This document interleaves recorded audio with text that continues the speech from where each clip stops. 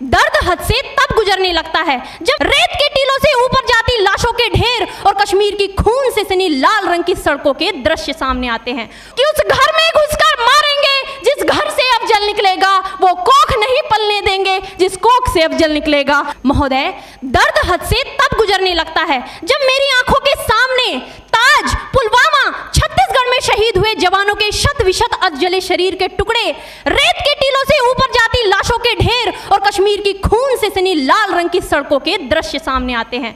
महोदय, अब तो हमारा तिरंगा झंडा भी हमसे ये पूछने लगा है कि क्या बात है भारत, आजकल फहराने से ज्यादा मैं कफन में दफनाने के क्यों काम आ रहा हूँ। महोदय, हृदय तो उस दिन फट गया जब बूढ़ी माँ अपने बेटे के चिथड़ों को देखकर बोली कि साहब, आप तो भर्ती में 1 इंच भी कम नहीं लेते, मैं आधा शरीर कैसे ले लूं। महोदय, आज इन मानवाधिकारों के कारण इन आतंकियों के बंगलों की आकाओं की नाकफनी हंसती है और शहीद हुए हमारे जवानों के आंगन की तुलसी रोती है। जब एक शहीद हुए जवान की विधवा की वेदना चीख चीख कर ये कहती है कि प्यार भी भरपूर गया, मांग का सिंदूर गया, नन्हे नौनिहालों की लंगोटियां चली गई, छोटी छोटी बेटियों की चोटियां चली गई और आपके लिए तो एक आदमी मरा है साहब, मेरे घर की तो रोटियां ही चली गई। महोदय, किसी भी युद्ध को जीतने के लिए पहल करना सबसे ज्यादा आवश्यक है, क्योंकि इतिहास गवाह है कि पहल करके बड़े बड़े युद्धों के परिणाम बदल दिए गए हैं। परंतु आज मानवाधिकारों के कारण हमारे देश के जवान इस कदर बंधे हुए हैं कि अपनी ड्यूटी पर खड़े होकर भी वो आज पहल करने से डरते हैं, क्योंकि महोदय, भविष्य में उन्हें कटघरे में खड़े होने का डर सता रहा होता है। वो ये जानते हैं कि चाहे एक उग्रवादी की राइफल से निकलने वाली गोली को ये तय करना पड़े या ना पड़े कि वो किसे लगेगी, लेकिन हमारी राइफल से निकलने वाली हर गोली को ये निर्णय लेना पड़ता है कि चाहे वो किसी निर्दोष को लगे, दोषी को लगे या ना लगे, परंतु किसी निर्दोष को नहीं लगनी चाहिए। यदि ऐसा हुआ तो ना तो ये समाज हमें छोड़ेगा, ना ही तिल का ताड़ बनाने वाली ये मीडिया हमें छोड़ेगी। और महोदय, मानवाधिकार के तले किसी जवान को दबाकर युद्ध के मैदान में छोड़ देना कोई वीरता नहीं, एक आत्महत्या है। क्योंकि महोदय, फूल को श्रृंगार दो ये मुमकिन नहीं और एक वीर को झनकार दो ये मुमकिन नहीं। जो हाथ बांध दे सेना के, ऐसे मानवाधिकार का पालन संभव नहीं।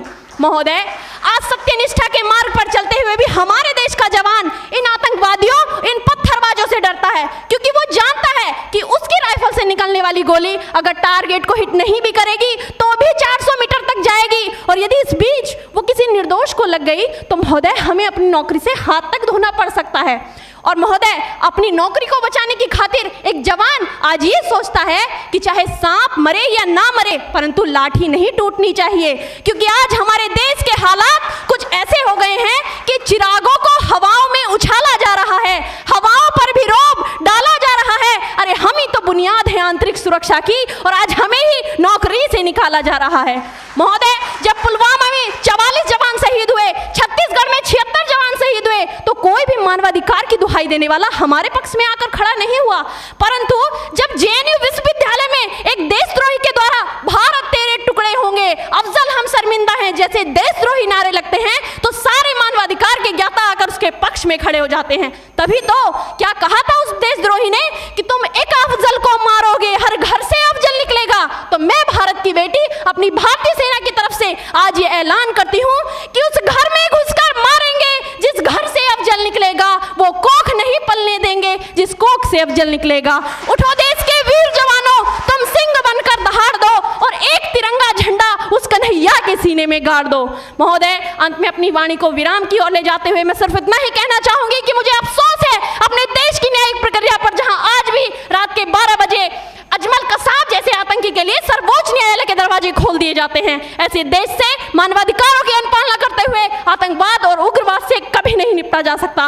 मानवाधिकार के नाम की दुहाइयां देने वालों, सीमा पर लड़ा नहीं जाता, चरखों से शोलों के आगे रामायण पढ़ी नहीं जाती, सीमा पर गोलों के आगे। धरती के घोर कुहासे को एक सूरज ही हर सकता है, क्योंकि एटम बम से रक्षा केवल एटम बम ही कर सकता है। जय हिंद, जय भारत।